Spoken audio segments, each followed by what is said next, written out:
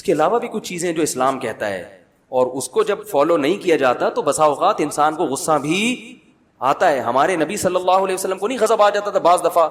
آپ صلی اللہ علیہ وسلم ایک دفعہ بیان فرماتے ہوئے آپ کے چہرہ ایسا سرخ ہو گیا غضب سے کہ صحابہ کہتے ہیں ہماری چاہت ہوئی کہ کاش آپ صلی اللہ علیہ وسلم خاموش ہو جائیں تاکہ آپ پر یہ غضب کی کیفیات بولو ختم ہو جائیں. تو نسل کو روکا جا رہا ہے. بڑے بڑے دیندار لوگ ہیں, میرے پاس کال آتی ہیں, خانقاہوں میں منجے ہوئے, چلے لگے ہوئے, 4 مہینے لگے ہوئے, حضرت میں پہلے ہی غریب ہوں, تیسرا بچہ بھی پیدا ہو رہا ہے. میں کہتا ہوں یار تو ایسی بات نہ کرتا, اللہ نے تجھے کہہ لیا کمبخت, تجھے 6 فٹ کا بنا دیا, میں نے 6 فٹ کا بنا دیا, اور تیرے چربی آپریشن کرو اتنی نکلے گی, تو یہ غربت سے تو متاثر نہیں ہوا, تیری اولاد یہ بس یہیں آ کے بریک لگا دوں گا میں, اس سے آگے میرے پاس وسائل نہیں ہے کیا. کس قدر غصہ آئے گا اللہ کو. مجھے جو غصہ آ رہا ہے نا ان لوگوں پہ, اس لیے نہیں کہ میرا کوئی نقصان ہو رہا ہے, آپ کے 2 ہوں 4 ہوں 8 ہوں, میرا کیا فرق پڑتا ہے بھائی, اس سے میری صحت پہ کیا اثر پڑتا ہے. مجھے غضب اس لیے آ رہا ہے یہ سوچ کے کہ اللہ کو آپ پر کتنا غضب آتا ہوگا. اور اللہ کو یہ ایسے ہی ہے جیسے باپ جو ہے نا, باپ بڑا سیٹ تھا, بڑا کھلانے پلانے والا اور بڑا ٹھیک ٹھاک, اس نے وہ سیٹ ہے ساری دنیا پتہ, اس سے بڑا سیٹ دنیا میں پیدا ہوا ہی نہیں. اب اس نے اپنے بیٹے سے کہا بیٹا یہ دکان میں جتنی چیزیں بھری ہوئی ہیں تو کوئی بھی کھلونا اٹھا لے, بلکہ وہ شو روم لے گیا, آپ جوان ہو. اس نے بولا بیٹا یہ تیرا باپ کا تو تجھے پتا ہے نا کیسا ہے, تو بیٹا ایسا کر تو یہاں سے کوئی سی بھی گاڑی پہ ہاتھ رکھے گا وہ تیری. آپ نے FX پہ جا کے ہاتھ رکھا. ابا کہہ رہے یہ کیوں؟ آپ کہہ رہے ابا دیکھو آپ کے اور بھی بیٹے ہیں اور ابھی 2-4 ہو سکتا ہے اور بھی ہو جائیں, تو ایسا نہ ہو آپ کے سارا بیلنس ہی ختم ہو جائے. تو اگر غریب ابا ہوگا تو خوش ہوگا, میرا بیٹا کتنا کفایت یار. اگر وہ سیٹ عابد جیسا ہوگا کہے گا یار تو نے تو میری ایسی کی تیسی کر دی یار, ہیں تو نے تو میری ناک کٹوا دی معاشرے میں یار. کیا ہو جائے گا 2-4 اور ہو گئے تیرے بھائی, کیا ہو جائے گا, تو کم بخت تو یہ تو بتا کہ تو سیٹ عابد کا بیٹا ہے. تجھے میں نے کہا تھا جو گاڑی تجھے شو روم پہ چاہیے ہاتھ رکھ, اور تو رکشا اٹھا کے لے آیا, اور پھر کم از کم ویسے ہی کہہ دیتا مجھے رکشا چلانے کا شوق ہے ابا, میں یہ بھی تو بھی ٹھیک تھا. تانا کس کا دے رہا ہے, غربت کا, کہ ابا آپ کی جیب سے پیسے کم نہ ہو جائیں. تو غیرت مند اور سخی اور مالدار باپ کو غصہ آئے گا کہ نہیں آئے گا؟ تو یہی حال فیملی پلاننگ والے کر رہے ہیں ہمارے ساتھ, کہ دوسرے کے بعد تیسرا پیدا کیا تو یہ زمین میں وسائل بولو بھائی کم ہو جائیں گے. حالانکہ یہ زمین کس نے بنائی؟ اللہ نے. اور وسائل کس نے رکھے؟ اللہ نے. اور تمام انسانوں کو رزق دینے کا وعدہ بھی کس نے کیا؟ اللہ نے. وما من دابۃ الا علی اللہ, اللہ فرماتے ہیں میرے ذمے ہے, ذمے.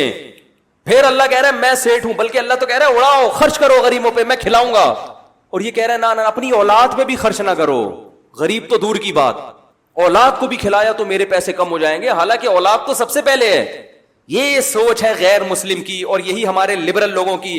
تبھی یہ کنجوس در کنجوس در کنجوس, اور دولت جمع کر کر کے ہم نے علماء کے ساتھ وقت گزارا ہے, بزرگوں کے ساتھ. خدا کی قسم ہم نے دولت مند علماء بھی دیکھے ہیں, غریب بھی دیکھے ہیں, مگر نہ غریب کے چہرے سے پتہ چلتا ہے کہ یہ غریب ہے, اور نہ دولت مند کے چہرے سے تو لگتا ہے دولت مند ہے. ایسے بڑے بڑے دل اتنے. میں جب مدرسے میں گیا, میرے شیخ و مرشد, ان کو کسی نے کوئی ہدیہ لا کے دے دیا, بڑی رقم, ساری بانٹ دی انہوں نے نا طلبہ میں, اور خود زیرو.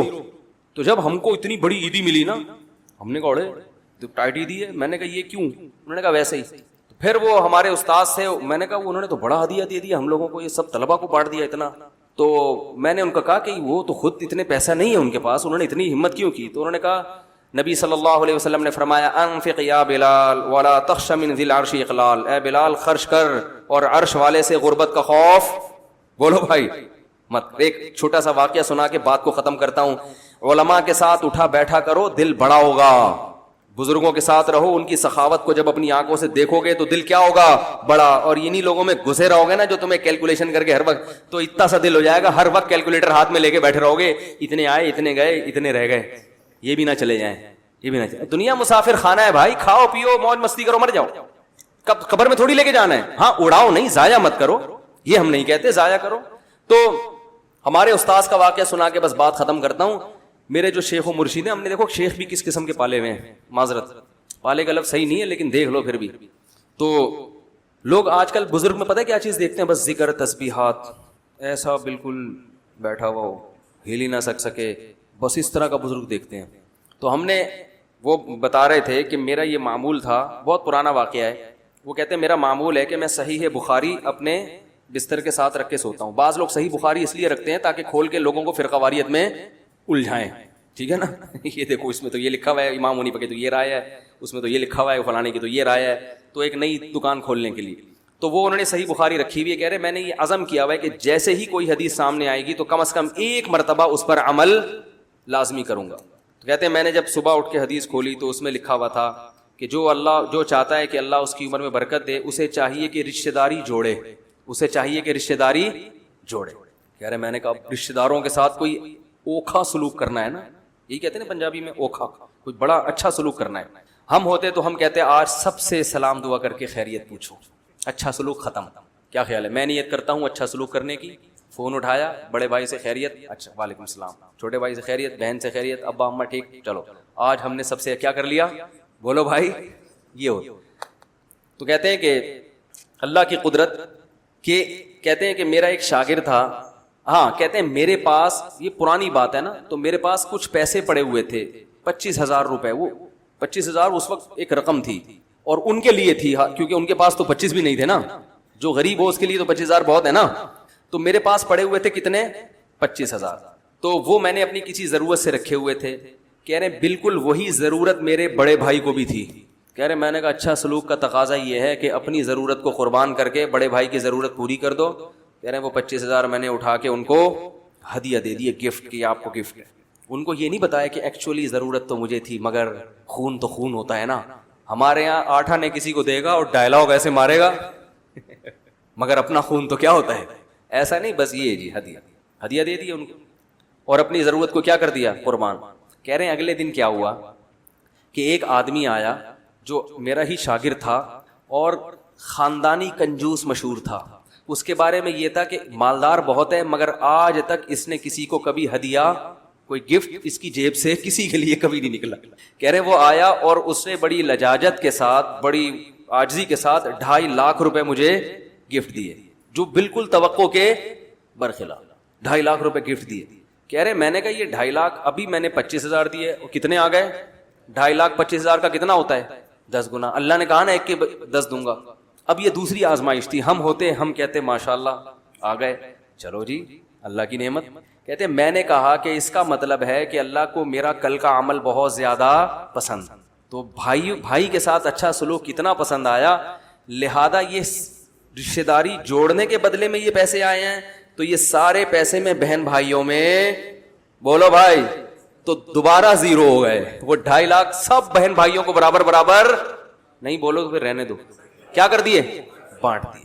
فیملی پلاننگ والے اس فلسفے کو, بولو بھائی, وہ جو ذہن دے رہے ہیں نا آپ کو, اس میں یہ کہ اپنے بچے پہ خرچ نہ کرو, بہن بھائی تو دور کی بات ہے, بھائی پیدا اس لیے نہیں کرنے دے رہے نا کہ خرچ کرنا پڑ جائے گا.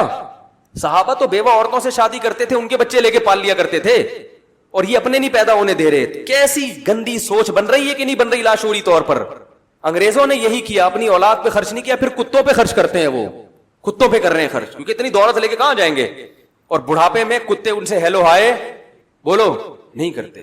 بڑھاپے میں تو انسان کو اولاد چاہیے, بیٹیاں چاہیے, بہویں چاہیے, داماد چاہیے. خیر, تو وہ انہوں نے سارے پیسے کیا کر دیے, پبلک میں ڈیوائڈ. تو ابھی تک زندہ ہے ماشاءاللہ, ابھی تک زندہ ہے, کھا رہے ہیں پی رہے ہیں. تو میں نے جو میرے پہلے شیخ تھے, جو ان شیخ کے شیخ تھے, ان کو اس سے بھی زیادہ سخی دیکھا ہم نے. ان کو تو ایسا سخی دیکھا تھا کہ اللہ کی پناہ, ہم تو کبھی کبھار حیران ہوتے یار یہ کرتے کیا ہیں. وہ جتنی آمدن, ان کی زمینوں کی آمدن تھی, وہ بڑے مالدار تھے, اتنے مالدار تھے کہ وہ تو بھائی ہٹو بچوں, ان کی جو زمینوں سے پیسہ آتا تھا نا, ایسے بڑی گڈیاں رکھی ہوتی تھی, اور اس میں سے اپنے گھر کا خرچہ نکالا جو بہت معمولی سا ہوتا تھا, وہ نکال کے باقی سارا فی سبیل اللہ. کیسے ہنسی خوشی دنیا سے گئے ہیں, بالکل آخری دم تک چہرہ کیا تھا ان کا. یہ اتنا, میں نہیں کہہ رہا آپ لوگ اتنی سخاوت کا مظاہرہ پلیز نہ کریں, کیونکہ ابھی ایک بیان سنا ہے, جب یہ بخار اترے گا آپ کو, پھر جب جیب میں دیکھیں گے پیسے ہی نہیں ہے تو پھر میرے سے آ جائیں گے, یار وہ سنا ہے کچھ زکات وکات بھی ہوتی ہے آپ کے پاس. تو ہر آدمی کو اس حساب سے توکل کرنا چاہیے, کچھ جمع بھی کریں تاکہ کبھی ضرورت پڑ جائے تو مانگنا نہ پڑے. تو لیکن یہ جو ذہن بنایا جا رہا ہے, لادین قوتیں یہ کنجوسی والا ذہن بنا رہی ہیں, اور اللہ کو اوپر والا ہاتھ نیچے والے ہاتھ سے زیادہ محبوب ہے, کیونکہ اللہ سخی ہے. نبی نے فرمایا اللہ سخی ہے, سخاوت کو پسند کرتا ہے, اور سخی آدمی اللہ کے بھی قریب, جنت کے بھی قریب, لوگوں کے بھی قریب. اور نبی نے فرمایا کہ جو کنجوس آدمی ہے وہ اللہ سے بھی دور اور جنت سے بھی دور. جہنم کے قریب اور لوگوں سے بھی دور. لوگ بھی دور بھاگتے ہیں پیسے نہ مانگ لے, یہ لیمو نچوڑے کم بخت خرچ کرے گا نہیں. اللہ تعالی ہمیں سمجھنے کی عمل کی توفیق عطا فرمائے. سبحانک اللہم و بحمدک نشہد ان لا الہ الا انت نستغفرک ونتوب الیک. جلدی فجر کی اذان ہو جائے تو اور منہ میں کوئی کھانے کی چیز ہو جلدی سے نکل لیں اس کو, ٹھیک ہے. روزے کی حالت میں اگر بلغم پیٹ میں چلا جائے تو روزہ ٹوٹ جائے گا, نہیں ٹوٹے گا. بعض حضرات حنفی علماء کا مذاق اڑاتے ہیں, بھینس فقہ حنفی نے حلال کیا, حالانکہ قرآن میں سنت بھینس کا ذکر نہیں ہے. تو بھائی نہیں کھایا کرو اگر بھینس کو حرام سمجھتے ہو تو, پھر دودھ بھی نہ پیا کرو بھینس کا. آپ نے عورتوں مردوں کی نماز میں فرق بتایا کہ جس طرح عورتوں کے حدیث میں بالکل ویسے ہی عورت کے اسلام میں تلبیہ پڑھنے تو آپ میرا مطلب حدیث نہیں. حالانکہ عورتوں کے تلبیہ اور عمل نہ کرنے پر ابن عمر اور ابن عباس سے بحقی میں ابن ابی شیبہ سے حدیث موجود ہے. آپ کا دعویٰ جھوٹا تھا. او بھائی حدیث سے مراد حدیث مرفوع تھی, نبی کا قول. یہ جو میں نے کہا تھا عورت کے تلبیہ آہستہ پڑھنے پر حدیث موجود نہیں ہے, اس کا انجینئر نے جواب دیا کہ دیکھو ابن عباس کا قول ہے, ابن عمر کا قول ہے. تو وہ آپ کو اس نے الو بنایا ہے, ٹھیک ہے نا, بڑا ہوشیار ہے وہ. حدیث سے ہر آدمی سمجھ رہا تھا کہ میری مراد کیا تھی, قول رسول. باقی اگر صحابہ کے اور آثار دیکھنے ہیں تو پھر وہ آثار تو عورت کے سمٹ کے نماز پڑھنے کے بارے میں بھی موجود ہیں. اور اس نے یہ دعویٰ کیا ہے کہ دیکھو عبداللہ بن عمر نے نبی سے سنے بغیر یہ کام نہیں کیا ہوگا, صحابی رسول نے. تو اسی طرح یاد رکھو جو تابعین میں ثقہ تابعین ہیں وہ جب کوئی ایسا قول کرتے ہیں تو ان کے بارے میں بھی یہ ہے کہ انہوں نے صحابی سے سنے بغیر نہیں کیا ہوگا اور صحابی نے نبی سے سنے بغیر نہیں کیا ہوگا. تو اگر آپ اس چیز کو مان لیتے ہیں صحابہ اور تابعین کے آثار کو, پھر تو بات ہی ختم ہے, پھر تو دلائل کے ہمارے پاس انبار ہیں. تو یہ بہت فتنہ پرست آدمی ہے, اس سے جب کچھ پوچھا جائے تو کبھی اس پوچھی ہوئی چیز کا جواب نہیں دیتا. یہ ہمیشہ بات کو کیا کر دیتا ہے اور دعوے ایسے کرتا ہے نا کہ جھوٹ بولا اس نے, اور تاکہ لوگوں کو امپریس کرے اپنے دعووں کے ذریعے. تو یہ صرف اس انداز ہے اس کے. دلائل کی دنیا میں یہ بالکل کھوکھلا آدمی ہے, بالکل کھوکھلا. اس نے کہا تھا کہ قبر کی مٹی نبی سے افضل والی جو بحث چلی تھی اس میں اس نے میرے خلاف بہت سخت الفاظ کہے تھے. میں نے کہا علامہ ابن عبد البر نے دعویٰ کیا ہے کہ اس پر امت کا اجماع ہے, اس پر امت کا کیا ہے, اجماع ہے. تو ان کے بارے میں آپ کیا وہی الفاظ استعمال کرو گے؟ تو یہ کیا کر دیا, اس کو پی گیا, ٹھیک ہے نا. تو یہ بڑی بڑی قرضیں ہیں. کبھی آپ اس کا میرے سامنے بٹھا دیں آپ مجھے ایک دفعہ اور لائیو نشریات کر دیں آپ, تو انشاءاللہ یہ دوبارہ کلپ بنانے کے قابل. اس کے اتنے قرضے ہمارے اوپر چڑھ چکے ہیں جو ہم نے اس کو دینے ہیں کہ ایک دفعہ لائیو آپ اس کو میرے سامنے بٹھا دیں. تو پھر یہ تراویح کے مسئلے میں جو اس نے بدماشی کی ہے, تراویح کے مسئلے میں اس نے کہا ہے کہ میں آج ایک ایسی چیز لے کر آ رہا ہوں, جو اس کا کلپ اس اسٹائل میں شروع ہو رہا ہے. میں ڈر گیا, میں نے کہا پتہ نہیں آج کیا آ رہا ہے یار. میں آج چاہے لوگ ناراض ہو جائیں, چاہے لوگوں کو کچھ بھی تکلیف ہو, میں آج ایک زبردست تحقیق لے کر آ رہا ہوں اور مجھے اس سے کوئی پرواہ نہیں ہے کہ کسی کے جذبات مجروح ہوتے ہیں, کیا ہوتا ہے بس. اور دعویٰ کیا صلاۃ اللیل, وتر, تہجد, تراویح ایک ہی چیز کے مختلف نام ہیں. ایک دم سب گھوڑے یہ کیا, ابھی تو ہم سمجھ وتر الگ نماز ہے. اب دلیل کیا دی ہے؟ دیکھو امام بخاری نے صلاۃ اللیل کا باب باندھا اور اس کے نیچے وتر کی نماز بھی ہے, تراویح بھی ہے اور تہجد بھی ہے. تو پتا چلا یہ سب کیا ہیں, ایک. اب یہ سے پاگل آدمی نے ایک دم متاثر ہوگا, یار سب صلاۃ اللیل ہے, تبھی تو ایک عنوان قائم کیا نا بھائی. صلاۃ اللیل کے عنوان میں تراویح بھی آ رہی ہے, تہجد بھی آ رہی ہے, وتر بھی آ رہی ہے, اس کا مطلب سب کیا ہیں, ایک ہیں. تو کوئی پاگل آدمی اس سے پوچھے بیٹھ کے کہ اگر میں ایک عنوان قائم کرتا ہوں مخلوق کے حقوق, میں عنوان قائم کرتا ہوں مخلوق کے حقوق, اور نیچے اس میں انسانوں کے الگ حقوق, جانوروں کے الگ حقوق, کتے کے الگ, بلی کے الگ, پھر میں کہوں چونکہ عنوان سب کا کیا ہے, ایک ہی ہے, لہذا یہ سب کیا ہیں, انسان اور کتے اور بلی سب کیا ہیں, ایک ہیں, کیونکہ عنوان اس کے اوپر کیا لگا ہوا ہے, مخلوق کے حقوق. تو بھائی یہ چونکہ سب رات کی نمازیں ہیں اس لیے سب کو صلاۃ اللیل کہا گیا. اس کا مطلب یہ ساری نمازیں ایک ہیں. اس کے لیے تو علم بھی نہیں چاہیے, سینس چاہیے. تو جس آدمی میں سینس بھی نہ ہو اس کو تم ابو حنیفہ اور شافعی کو چھوڑ کر اس کے پیچھے تم چل رہے ہو. علم تو بات کی چیز ہے, پہلے کیا ہوتی ہے, سینس. اور دعوے کیا میں ایسی چیز لا رہا ہوں جو, یہ سوال کوئی مجھے لے جائے میں اس کے سامنے پوچھوں گا کہ آپ نے جو کہا صلاۃ اللیل اور یہ سب ایک ہی نماز ہے, اس کی دلیل جو آپ نے دی ہے. تو میں اگر ایک چیز مخلوق کے حقوق اور نیچے اس میں انسان بھی آ رہا ہے, جانور بھی آ رہے ہیں, کتے بھی آ رہے ہیں, اور میں کہوں یہ انسان, جانور, کتے سب ایک ہی چیز کے مختلف نام ہیں کیونکہ سب کا عنوان کیا ہے, مخلوق. تو بھائی لیبل ایک لگانے کا مطلب یہ ہے کہ یہ تمام چیزیں اس لیبل کے نیچے آتی ہیں. تو چونکہ یہ ساری نمازیں رات کو پڑھی جاتی ہیں اس لیے ان کو صلاۃ اللیل کہا جاتا ہے. صلاۃ اللیل کا عنوان سے یہ ثابت نہیں ہوتا کہ یہ ساری نمازیں ایک جیسی. حضرت عائشہ کی صحیح مسلم کی حدیث ہے, نبی صلی اللہ علیہ وسلم یوتروا بثلاث, 3 وتر پڑھتے تھے. پہلی رکعت میں سبح اسم ربک الاعلی, دوسری میں قل یا, تیسری میں قل واللہ احد. پتہ یہ چلا کہ یہ عام تہجد سے ہٹ کر الگ نماز ہے. تبھی اس میں پہلی میں یہ 3 رکعتوں میں یہ صورتیں, چاہے وہ آپ 1 رکعت پڑھیں یا 3 پڑھیں, لیکن یہ عام تہجد سے ہٹ کر ہے. اور صحیح حدیث میں ان اللہ زادکم صلاۃ الا وہی الوتر, ناصر البانی نے اس حدیث کو صحیح کہا کہ اللہ کے نبی نے فرمایا اللہ نے تمہارے لیے ایک اور نماز بڑھا دی ہے, وہ کیا ہے؟ وتر ہے. تو یہ سب باتیں اس کی علامتیں ہیں کہ یہ عام تہجد سے ہٹ کر ہے. پھر جو محترم نے دعویٰ کیا کہ وہ جو ہے وہ حضرت عمر, نبی جو پہلے سے تہجد پڑھتے تھے, حضرت عمر نے کیا کر دیا, اس پہ جماعت قائم کر دی. تو جماعت قائم کرنے کی وجہ سے یہ وہی تہجد کی نماز اب جماعت سے پڑھنا کیا ہو گیا؟ بولو بھائی, جائز ہو گیا. وہی تہجد اب جماعت سے پڑھنا جائز. اور پھر کہا کہ تہجد کی چونکہ 8 رکعتیں ہیں لہذا اصل 8 ہیں, اضافہ کرنا چاہیں تو کوئی حرج نہیں ہے کیونکہ تہجد میں کوئی قید تو ہے نہیں. یہ سب باتوں کو کیا ایک دوسرے کے ساتھ خلط ملط کیا جا رہا ہے. اور پھر یہ کہا ہے کہ یہودیوں کی یہ خصلت ہے کہ آدھی دلیل لیتے ہیں آدھی چھوڑ دیتے ہیں. پھر حناف کو لکھا ہے کہ گویا یہ ثابت کرنے کہ یہ بھی کیا ہے, یہودیت کا الزام لگا رہے ہیں نا.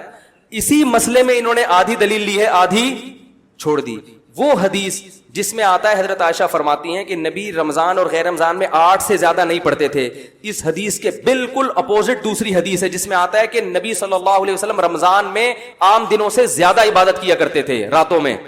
تو پتہ چلا یہ والی جو پہلی حدیث ہے اس کا متن درست نہیں ہے, اس کا متن درست نہیں ہے. اور دوسرا دعویٰ یہ غلط کیا کہ موطا امام مالک میں صحیح حدیث ہے کہ وہ حضرت عمر نے 8 پڑھی ہیں, حالانکہ یہ صحیح حدیث بولو بھائی نہیں ہے. اور دلیل یہ دی موطا امام مالک میں ہے, تو 20 والی حدیث بھی تو موطا امام مالک میں ہے.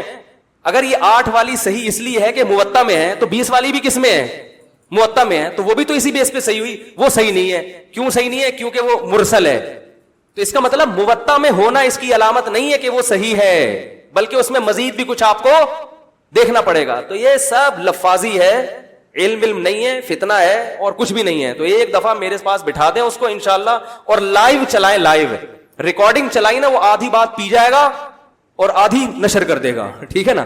تو ابھی تک جتنے میں نے بیانات کیے ہیں صرف ان کے بارے میں پوچھوں گا کہ میں نے آپ کی بات کا یہ جواب دیا تھا, اس کا آپ نے غلط جواب کیوں دیا, صحیح جواب کیوں نہیں دیا. صرف ان پر بات ہوگی تو پتہ چل جائے گا کہ دودھ کا دودھ اور پانی کا پانی. تو یہ گھمانا لفاظی ہے, فتنہ پرستی ہے اور کچھ بھی نہیں ہے.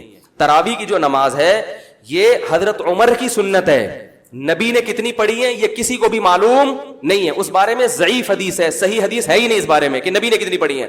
وہ جو حدیث ہے نا کہ نبی غیر رمضان اور رمضان میں 8 سے زیادہ نہیں پڑھتے تھے, یہ حدیث سند کے لحاظ سے صحیح ہے, متن کے لحاظ سے صحیح نہیں ہے. یہ متن میں اضطراب ہے کیونکہ دوسری حدیث میں آتا ہے کہ رمضان میں زیادہ پڑھتے تھے, نہیں آ رہی بات. اور دوسرا اس حدیث کا تراویح سے کوئی تعلق ہے ہی نہیں. یہ عام معمول ہے جو رمضان اور غیر رمضان میں تھا. وہ جو تراویح کے 3 دن نبی نے کتنی نماز پڑھی تھی یہ کسی کو معلوم نہیں ہے. اب آپ کیا کر رہے ہیں کہ حدیث سے 8 رکعتیں لے رہے ہیں اور جماعت کہاں سے لے رہے ہیں؟ حضرت عمر سے. یہ گڑبڑ ہے. اگر حدیث آپ نے لینی ہے تو حدیث میں تو آتا ہے کہ نبی نے تیسرے دن صحابہ کو منع کر دیا تراویح پڑھنے سے اور غضبناک ہوئے. اس سے کسی نے سوال پوچھا کہ کیا اس پہ غضبناک ہوئے کہ نماز پڑھنے کیوں آ رہے ہو؟ اس نے کہا نہیں, غضبناک اس پہ ہوئے کہ فرض نہ ہو جائے. یہ بھی گھمایا بات کو. بھائی غضبناک اگرچہ وجہ یہی تھی کہ فرض نہ ہو جائے, لیکن غضبناک ہوئے اس پر کہ دوبارہ پڑھنے کیوں آ رہے ہو, اتنا شوق کیوں دکھا رہے ہو. تو حدیث کے مطابق تو غامدی صاحب کی بات پھر صحیح معلوم ہوتی ہے کہ تراویح سرے سے بولو بھائی پڑھنی ہی نہیں چاہیے, کیونکہ نبی تو غضبناک ہو رہے ہیں کہ کیوں آ رہے ہو. نہیں آ رہی بات. اس غضب کی اصل وجہ یہی تھی کہ فرض نہ ہو جائے, مگر اس اصل وجہ کی بیس پر آپ نے جب منع کر دیا تو پھر آپ کیوں پڑھ رہے ہو؟ اور اگر آپ کہتے ہو اس لیے پڑھ رہے ہیں کہ حضرت عمر نے شروع کی ہے, تو پھر حضرت عمر نے 8 نہیں بلکہ 20 شروع کی ہیں. ایک تو موطا امام مالک کی 8 والی حدیث ضعیف ہے, اس پر میں بھی بیان ریکارڈ کرواؤں گا انشاءاللہ. اور سب سے بڑی دلیل اس 8 کے ضعیف ہونے کی یہ بھی ہے کہ حضرت عمر کے دور میں تابعین, تبع تابعین اور صحابہ, ان میں سے کسی ایک سے ضعیف روایت بھی دکھا دیں کہ رمضان میں کسی نے جماعت کے ساتھ 8 رکعتیں پڑھی ہوں, کوئی ایک صحابی دکھا دو. تو یہ کیسے ممکن ہے کہ صحابہ, تابعین, تبع تابعین کو حضرت عمر کی سنت کا پتہ حضرت عمر کے کہنے سے تو شروع کر رہے ہیں, مگر جتنی رکعتیں حضرت عمر نے پڑھوائی اتنی نہیں پڑھ رہے. کوئی 16 پڑھ رہا ہے, کوئی 20 پڑھ رہا ہے, کوئی 40 پڑھ رہا ہے. 16 سے کم نہیں ملتی ہمیں, 8 کوئی بھی نہیں پڑھ رہا. تو اصل سنت اگر 8 تھی تو کوئی ایک تو ہونا چاہیے نا. نہ عبداللہ بن مسعود 8 پڑھ رہے ہیں, نہ عبداللہ بن عباس سے کہیں ثابت ہے, نہ تابعین سے, اور پھر یہ بھی نہیں بلکہ 700-800 900 سال 1000 سال 1200 سال گزر جاتے ہیں, پوری دنیا میں کہیں بھی ہمیں 8 رکعت پڑھنے والا کوئی ایک فرد بھی نظر نہیں آتا. علامہ شامی نے 150-200 سال پہلے لکھا پورے روئے زمین پر حرمین سمیت مکہ مدینہ سمیت کہیں بھی 20 رکعت سے کم ایک رکعت بھی نہیں ہو رہی. تو یہ اجماع امت ہو گیا کہ نہیں ہو گیا؟ اب میں نے دعویٰ کیا اس پر اجماع ہو چکا ہے, تو محترم نے پتہ کیا جواب دیا؟ جواب یہ دیا کہ چاروں ائمہ کا تو اجماع نہیں ہے, امام مالک تو 36 کے قائل ہے. میں کہہ رہا ہوں کہ صدیوں تک اجماع رہا ہے, اس جواب کو پی کے کیا کر دیا؟ چاروں اماموں کا تو نہیں ہے, اور وہ بھی غلط. چاروں اماموں میں سے ایک اگر 36 کے قائل ہیں تو کم سے کم 20 رکعت پر تو اجماع ہو گیا نا. یہ جواب بھی کیا کر دیا؟ پی گیا. اور دوسری بات یہ کہ میں نے یہ دعویٰ کیا, میں نے دعویٰ نہیں کیا کہ ہمیشہ سے اجماع ہے, میں نے کہا ایک دور امت میں ایسا آیا ہے اور طویل عرصے تک آیا ہے کہ پوری امت 20 رکعت پر جمع رہی ہے, جبکہ حدیث میں آتا ہے کہ میری امت گمراہی پر جمع نہیں ہو سکتی. تو اس سے علماء کہتے ہیں ایک سیکنڈ کے لیے بھی گمراہی پہ جمع نہیں ہو سکتی. کسی بھی دور میں, چاہے 1000 سال کے بعد 600 سال کے بعد, کسی بھی دور میں پوری امت اگر ایک پلیٹ فارم پہ جمع ہو گئی ہے, اس کے بعد کوئی بھی اس اجماع کو چینج نہیں کر سکتا, کیونکہ اگر چینج کرے گا تو اس کی علامت ہے کہ اس وقت امت غلط چیز پہ جمع ہوئی تھی, اور غلط چیز پہ امت ایک سیکنڈ کے لیے بھی جمع نہیں ہو سکتی. تو ان باتوں میں سے کسی بات کا جواب نہیں ہے, اور دعوے ہی دعوے ہیں. تو لوگ جو بیچارے کے پاس علم نہیں ہے وہ بیوقوف بڑے آرام سے بنتے ہیں, تو بنتے رہیں. کہ جب ظاہر ہے کہ جب آپ اتنے بڑے بڑے مجتہدین کو چھوڑ کر پلمبروں اور انجینئر اور پروفیسروں کے پیچھے لگو گے تو پھر اللہ آپ کا یہی انجام کرے گا. نولیہ ما تولی, اللہ فرماتے پھر جہاں چاہو میں تمہیں چلا دوں. تو ان ائمہ اربعہ جن کو پوری امت نے فالو کیا, ان کو تو یہ سمجھ میں نہیں آیا کہ اصل سنت کتنی ہے, 8 رکعتیں ہیں بھائی. وہ چاروں, امام احمد بن حنبل کا ترمذی سے تو قول پیش کیا کہ وہ کہتے ہیں اس میں کوئی تعداد متعین نہیں ہے. 8 کا انہوں نے بھی نہیں کہا کہ 8 اصل ہیں, باقی کوئی تعداد نہیں. لیکن جو امام احمد بن حنبل کے اصل مذہب کی کتابیں ہیں, ان کے جو شاگرد ہیں وہ نقل کرتے ہیں کہ امام احمد کے نزدیک بھی افضل کتنی ہے, 20 رکعت. وہ قول کیا ہوا؟ وہ پی گئے. تو ان میں سے کسی کی بھی سمجھ میں نہیں آیا. پھر بھی میں کہتا ہوں بھائی آپ 8 پڑھیں, کوئی فرض نہیں ہے تراویح 20 رکعتیں پڑھنا, آپ 8 پڑھیں. لیکن 20 پڑھنے والے کو یہ کہنا کہ یہ بیوقوف ہیں, ان کو دلائل کا نہیں پتا, جیسے کہ ان کا طرز عمل یہی ہوتا ہے, یہ طریقہ کیا ہے؟ یہ غلط ہے. یہ انفن فی الماء وسطن فی السماء ہے. اس کا اردو میں ترجمہ دیکھ لینا لغت میں, کیونکہ یہ ترجمہ ممبر پہ بیان کرنے کا نہیں ہے, یہ صرف عربی میں ہی چلے گا. انفن فی الماء وسطن فی السماء, ناک پانی میں, باقی چیزیں کہاں ہیں یہ آپ کو سوچ لیں. تو ایسے ہی یہ باتیں, ٹھیک ہے. باقی میں ابھی تراویح پر ایک ویڈیو, میرا آڈیو بیان ہے بہت ڈیٹیل میں, وہ پورے ان کے جو موطا امام مالک کی 8 رکعتوں والی حدیث ہے نا, اس کی پوری سند کی تحقیق میں نے اس میں پیش کی ہے. لیکن آڈیو لوگ آج کل سنتے نہیں ہیں, تو انشاءاللہ جیسے ہی فرصت ملی ایک ویڈیو بیان میں اس پہ ریکارڈ کرواؤں گا. اس میں نمبر وار پورے دلائل لے کے چلوں گا کہ 8 رکعت کے کیا دلائل ہیں, 20 کے کیا دلائل ہیں. اور پھر لوگ ہم سے کہتے ہیں یہ مولوی لوگ آپس میں دیکھو 8 اور 20 کے فیصلہ نہیں حل ہو پا رہا. تو میں بار بار یہ کہتا ہوں کہ اختلاف کی نسبت اس کی طرف ہوتی ہے جو اجماعی مسائل میں جو ایک دفعہ بحث چھیڑ دے. یہ تو امت ختم ہو, آپ 8 پڑھتے رہتے, کلپ نہ بناتے, اس پر پڑھتے رہتے. جب بنا لیا تو پھر ظاہر ہے جواب تو آئے گا نا پھر. اور جو لبرل لوگ ہیں جو کہتے ہیں مولوی لڑ رہے ہیں آپس میں, تو بھائی میں آپ کی مثال دیتا ہوں, 2 بندے محلے میں لڑ رہے ہوں تو ہو سکتا ہے ایک مکہ مار رہا ہو دوسرا دفاع میں لڑ رہا ہو, تو آپ دونوں کو تھوڑی برا کہو گے. تو ایسا ہوتا ہے کہ ایک جو بحثیں سمٹ چکی تھیں ان کو جب آپ نے دوبارہ اچھالا ہے یوٹیوب پہ اور فیس بک پہ, تو اچھالا تو آپ نے ہے نا. تو ہم کوئی طنز نہیں کر رہے کسی پر, ہم یہ نہیں کہتے جو 8 پڑھ رہے ہیں وہ گمراہ ہیں جہنم میں جائیں گے. نہ ہم یہ نہ پڑھ, some thing is better than nothing, کچھ نہ پڑھنے سے کچھ کر تو رہے ہیں نا. یہاں بھی 8 پڑھ کے بہت سے لوگ چلے جاتے ہیں. مجھے کئی دفعہ لوگوں نے کہا, میں نے کیوں روکوں بھائی, اس سے تو بہتر ہے جو کچھ بھی نہیں پڑھ رہا. بھائی کم از کم 8 پڑھنے آ جاتا ہے نا. وہی مجھے لطیفہ یاد آتا ہے کہ وہ ایک آدمی کی بھینس آ گئی مسجد میں, تو امام صاحب لے گئے, وہ ڈنڈے سے مارنے لگے. تو وہ بندہ بھاگے کہہ رہا ہے یار بے زبان جانور ہے, کبھی مجھے دیکھا آپ نے, نہ سمجھ آ گیا, وہ پٹائی کھا رہا ہے, کبھی آپ نے مجھے دیکھا. تو یہ جو 8 پڑھ کے جا رہے ہیں اگر ان کو روکنا شروع کریں, بولیں یار ہماری غلطی, ہم آ گئے, وہ تو فلم دیکھ رہے ہیں گھر میں بیٹھ کے, ان کو تو کچھ نہیں کہہ رہے. تو ہمارا مقصد ان مسائل کو چھیڑنا نہیں ہے, لیکن کچھ لوگ یوٹیوب پہ بیٹھ کے امت میں فرقہ پھیلا رہے ہیں, علماء سے بدگمان کر رہے ہیں, ائمہ اربعہ سے بدگمان کر رہے ہیں. تو پھر ان کا جواب دینا ہماری اخلاقی اور شرعی ذمہ داری بنتی ہے. اس لیے اس پر میں عن قریب بیان ریکارڈ کرواؤں گا پورا ڈیٹیل میں, تراویح کی پوری قرآن و سنت کی روشنی میں. سبحانک اللہم و بحمدک نشہد, بہت ہو گیا بھائی, ٹائم نہیں ہے ابھی, وقت بہت زیادہ ہو گیا. سبحانک اللہم و بحمدک نشہد ان لا الہ الا انت نستغفرک و نتوب الیک. Thanks for watching. Don't forget to like, comment, share and subscribe to Mufti Tariq Masood, famous scholar.